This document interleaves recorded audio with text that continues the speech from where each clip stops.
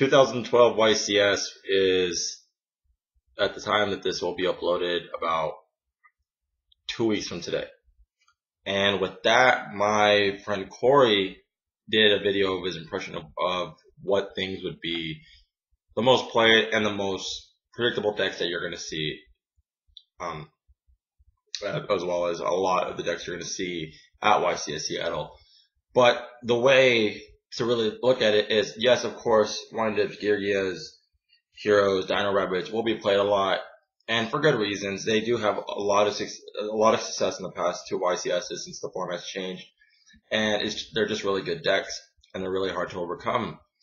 Except the other decks that I want to talk about are decks that, because of the unpredictability of the format and the unpredictability that we've seen from the last two top 16 or top 32 standings from both YCSs, it's really hard to get a grasp on what we're really going to see.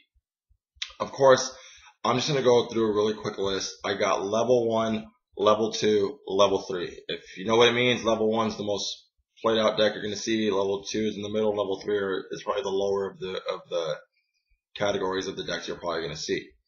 So, for instance, for level 1, I have, in no particular order, just these decks in general. I have Chaos Dragons that are still being played and are consistently still doing good. They're not great as they used to be, obviously, but they're still good and still a threat.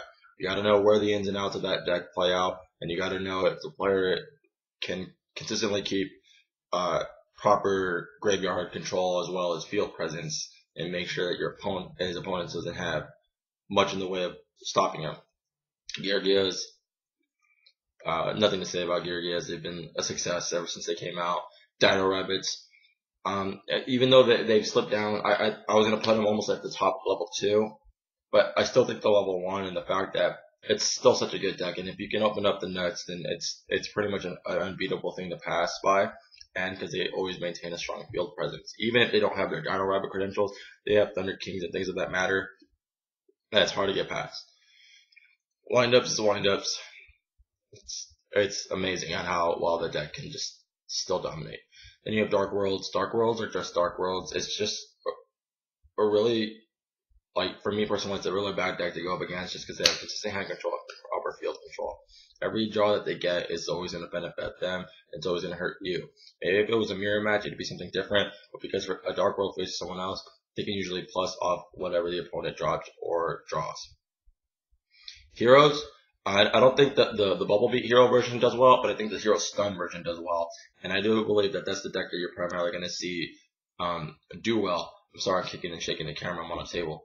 But I do believe that the Hero's Stun version does a lot better than the Hero Bubble Beat version. That's just my personal experience, and that's just the Hero decks that I've noticed that have topped recently. Then you got Monarchs, and I'm just going to say Monarchs in terms of a broad subject. This could be Obelisk Monarch, this could be Chaos Monarch, Zombie Monarch, any version that runs like the fish, or at least the Monarch portion of the deck. I think those do really well because of the fact that they're just like Chaos Dragons, such a big monster board, and limited spells and traps that they have more to get to, and it doesn't matter what kind of hand that they get opening turn. They usually can plus off that really well, and they can pull a lot of madness off of it. And I believe that's just one deck that you have to be very cautious about, because you think you side in the perfect things, and yet when you activate those sides, or when you play those sides, they have the out to it because they know it and they know how to get around it.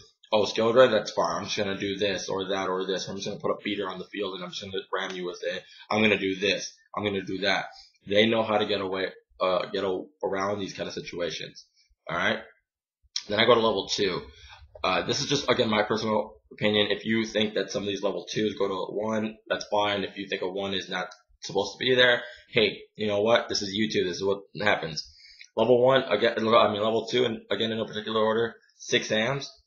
We obviously see 6 AMs 1 YCS recently, but I still think that the deck has an unpredictable balance to it. I believe if you get over the fact they're monsters, then it's a really hard thing to combat for 6 AMs, because especially if they got a top deck, or if they have a low hand and low presence in the field, they really can't come back from that.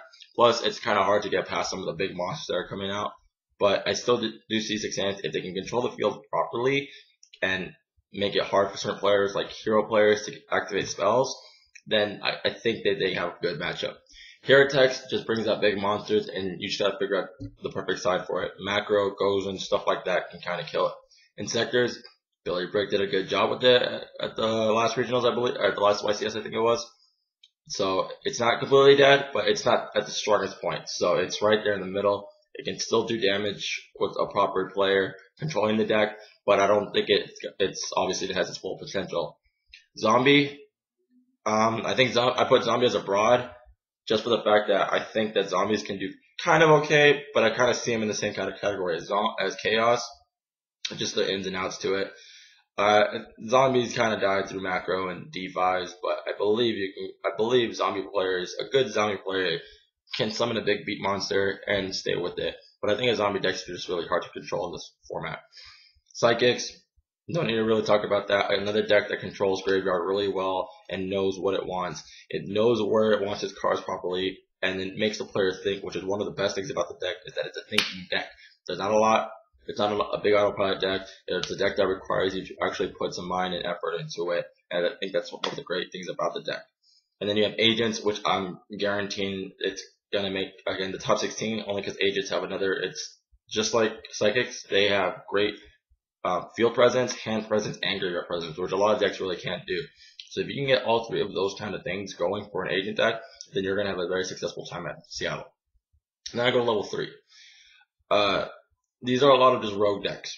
A lot of rogue decks. I got, Glad Beast with Turok Wild Engine, stuff like that I've seen.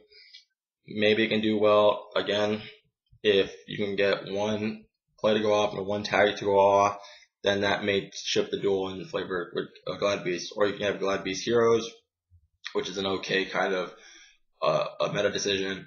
But I believe that Glad Beast can't really do well again in this format. It's still just slow. Watts.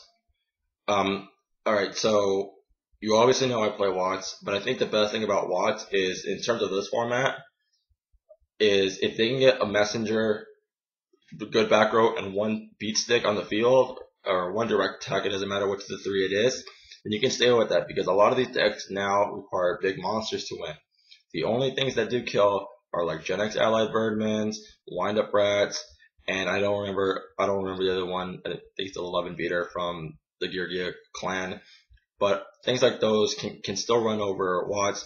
But if you can properly summon a Watt each turn and get the attack direct before the rats or the Gen X Allied Birdmans can put attacks into you, then you're gonna beat them before they beat you. The only thing about Watts, again, that they don't have is, depending on the Watt player you're playing, they can either get cluttered with spells and traps or cluttered with monsters. So that they need to focus on their ins and outs. And Dragonfly is just a really good card.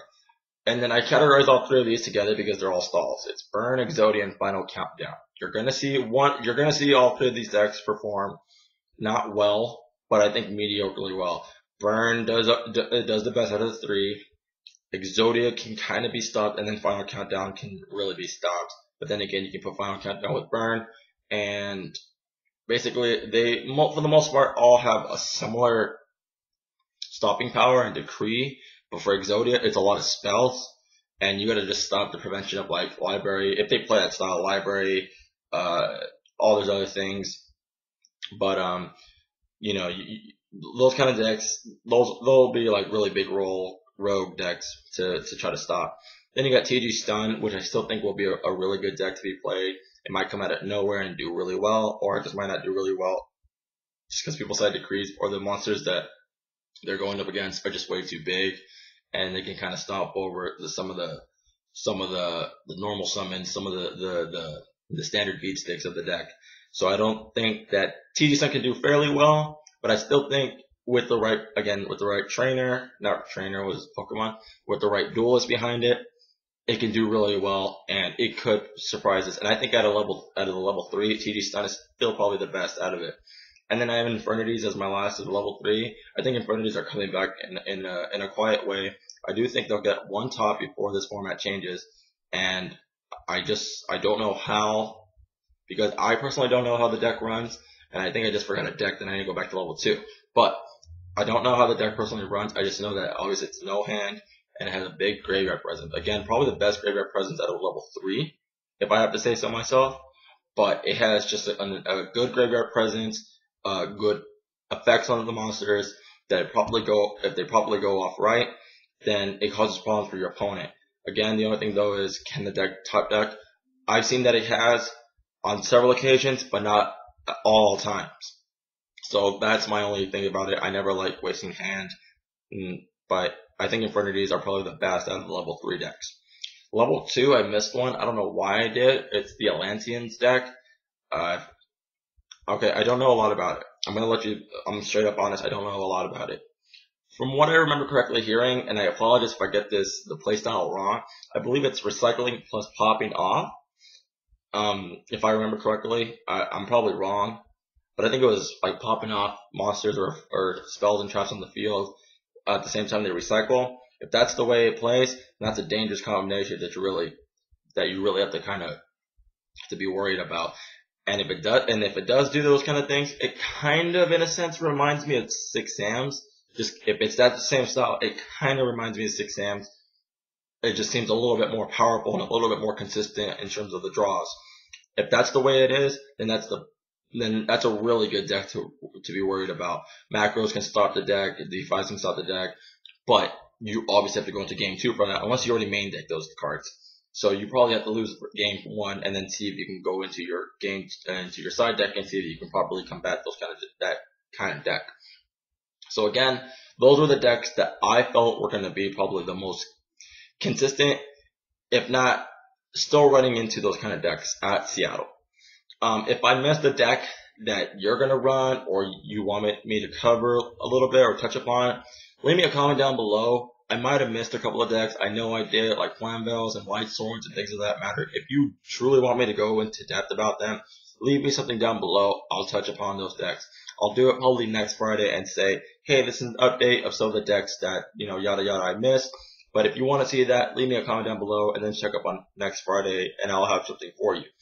If not, I hope you guys enjoyed the video. I hope you guys overall, if you go into Seattle, I'll see you there. I'll say, hey, what's up? I'll have a blank white mat that says AZ Yu-Gi-Oh! Village if you want to sign it or anything.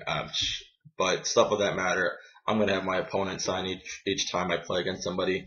But again, is there anything else you want to see from me?